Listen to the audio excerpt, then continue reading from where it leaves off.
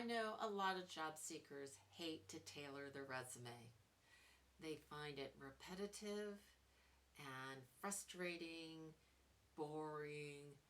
Sometimes they don't even know what they should be putting on the resume. And so they want to throw their hands up and say, nope, I'm just not going to do it. But I'm here to tell you that tailoring can make a difference.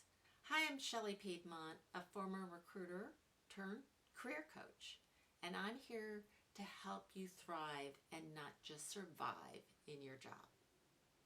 So I know tailoring is something that most job seekers really would rather not have to do. It's just one more added step to applying. I get it. It's not really a fun thing to do, and it does take a lot of effort. So you're probably thinking, well, even if I do it, who knows if it will really even make a difference. And as a former recruiter, I can tell you that it's pretty easy to see resumes that are tailored for a job and those that aren't. And so, yeah, if you really want the job, yeah, I would go ahead and do it. And here's why. When you tailor a resume, what you're doing is you're saying, okay, I have this resume that I wrote for a generic job, but this is a real one with real requirements. And if I want to prove that I meet the requirements for the job, I have to make sure that in my resume, I have the skills that they're looking for, the knowledge, the experience. And so then it is important for you to go back in and say, does this align with that job description? Have I included the things that they want? When you do that, you make it easier for that recruiter to go look through your resume and say, yes, this is a person that we think could do this job. Let's go ahead and bring them in for interviews. Another thing that tailoring a resume does for you is it gets rid of a lot of the stuff that is irrelevant for that particular job. I call it the noise. So when you write a resume, you might write about all your experiences and think, you know what, maybe they'll like this or maybe they'll like that. But the truth of the matter is recruiters, hiring teams, they're interested in what that person brings for that particular role. And they pretty much delineated what they want. So, if you have an experience that while you may have thought that was pretty awesome at the time, if it doesn't really align with the job, the best thing to do is leave it off. You want to have your resume be impactful in everything that you have on there. Another thing that tailoring does is it allows you to address the specific pain points that that employer is having. So if they need somebody to help with revenue generation or operational efficiencies or even new product rollout, and you have that experience, then you can address that in your resume.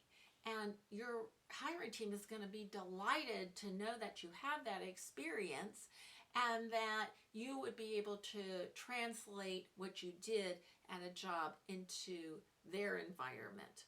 And then the last thing is you want to tailor it because your competition is not doing so.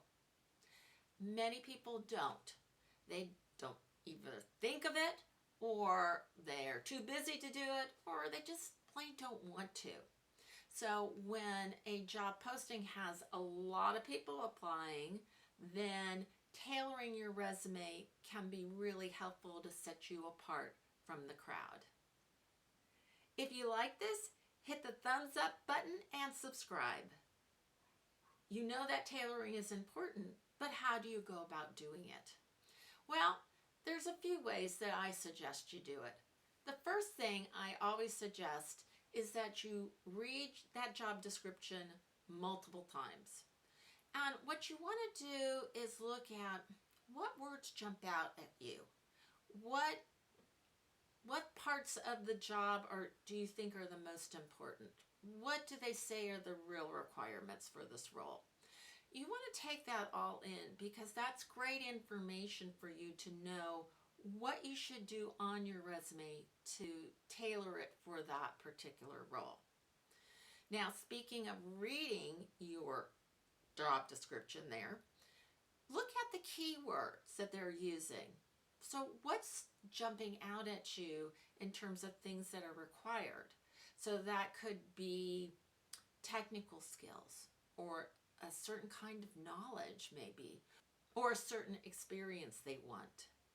So you want to make sure that you're noticing all those keywords and where appropriate, you want to put them in your resume. Now, it never makes sense to put tons and tons of keywords that have no context, okay? That doesn't help you. That really doesn't help the recruiter. So that sort of behavior you want to avoid.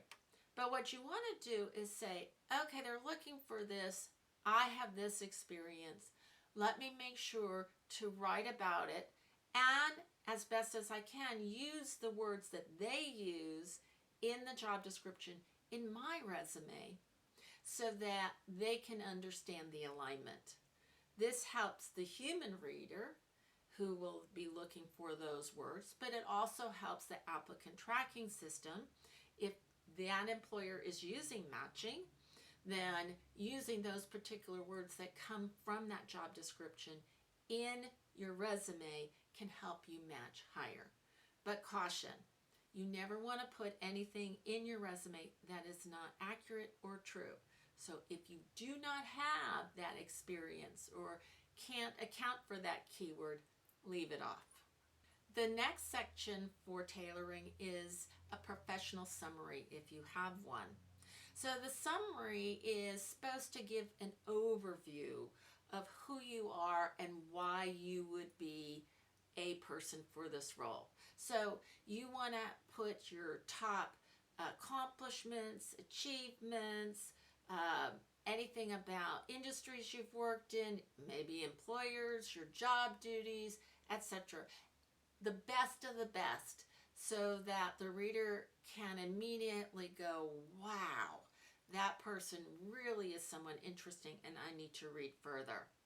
So oftentimes if you've done a professional summary for a generic resume, it could be generic because you don't know what that company really is looking for because it's a generic company.